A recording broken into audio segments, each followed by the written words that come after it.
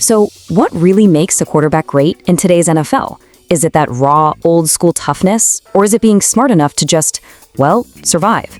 We're going to dive into this because this one question is at the heart of a huge debate between the guys on the field and the experts watching from the booth. And that right there, that's Giants quarterback Jackson Dart. You can just feel the passion, right? He's basically saying, look, this is who I am, this is what got me here. And you know what? He's not wrong. That aggressive style did get him to the NFL. The real question is it going to be enough to keep him here? Because see, while Dart sees his style as his biggest asset, a lot of former players and analysts see it as a ticking time bomb. And trust me, they are not holding back.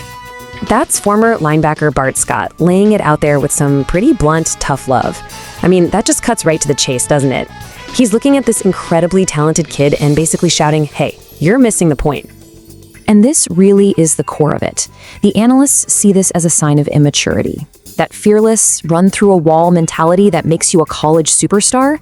Yeah, that's the same mentality that can get you hurt or even cut in the pros. This is a whole different ballgame. And this quote from Teddy Bruschi just perfectly paints the picture of that physical reality. It's a simple, brutal truth. Look, quarterbacks are amazing athletes, no doubt, but they're running straight at guys whose entire job is to be bigger, stronger, and hit harder. It's a physics problem. You're eventually gonna lose. And we're already seeing the warning signs. 5. That's how many times Jackson Dart had to go into that blue medical tent just in his rookie year. 5, that's not just a number on a stat sheet. That's a flashing red light on the dashboard. Which leads to this really powerful idea, the supernova. You know, something that is absolutely brilliant, incredible to watch. But it burns out in a flash. The fear isn't that Dart won't be great. The fear is that his greatness will be so intense, he'll burn himself out before he can really build legacy. So what's the path forward? How does a player like this stick around? This isn't about telling him to stop being an incredible athlete. It's about being smarter. It's not about changing, it's about evolving. You know, Hall of Famer Steve Young said it best. Nobody is telling Jackson Dart to stop running or turn into a pocket statue. Come on, his athleticism is his superpower. The whole point of evolution is learning to be smarter, knowing when to take that hit for the first down and when to slide and live to fight another day. I mean, just look at the difference here. You've got the reckless scrambler who's out there trying to prove he's tough on every single play. Then you have the smart dual threat who understands that the best ability is, well, availability. One's about ego, the other is about winning championships. And if you want the blueprint for this evolution, look no further than Lamar Jackson. Early on, he heard all the same critiques, but what did he do? He adapted. He developed this almost sixth sense for avoiding the big shot. He worked his tail off to become a better passer from the pocket, and he learned that his team's success depends on him being on the field.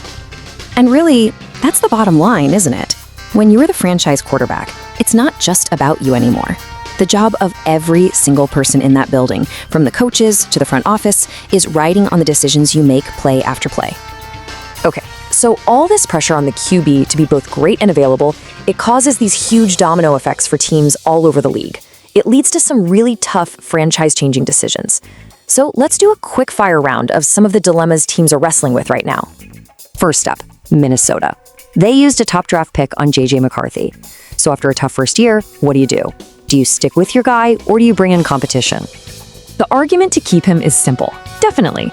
You have to show faith in your high draft pick. Pulling the plug too early can wreck a guy's confidence. But the other side is just as strong. Definitely not. You've got Justin Jefferson, one of the best receivers on the planet, in his prime. You can't afford to waste a single year. The clock is ticking. All right, next case. The Arizona Cardinals and Kyler Murray.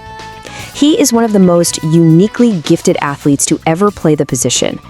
But is that sheer talent enough to guarantee his spot? Well, the discussion here is less about his arm and more about this number. Over $100 million. That's the dead cat money. That's what the team would owe him even if you weren't on the team. It's a financial weight that makes it almost impossible to move on. So this stops being just a football decision and becomes a massive business problem. And let's head over to Cleveland for our last one. You've got a new coach, a veteran QB in Deshaun Watson on a huge contract, and this exciting rookie, Shedeur Sanders. So do you just hand the keys to the new guy? The overwhelming feeling here is definitely not. You don't just anoint him. A new coach has to establish a culture of competition right away. You make them battle it out. You let Sanders compete with Watson, and you see who rises to the top. That's how you find your leader. So when you take a step back and look at all of this, the players' pride, the experts' warnings, the front office's headaches, a really clear picture starts to form about what it takes to be a franchise QB in the NFL today. And here it is, the blueprints. Number one, above all else, availability. You can't be a hero from the trainer's room. Number two, smart decision-making. That means with the ball and with your body. And number three, constant evolution. You have to be obsessed with getting better and getting smarter every single season.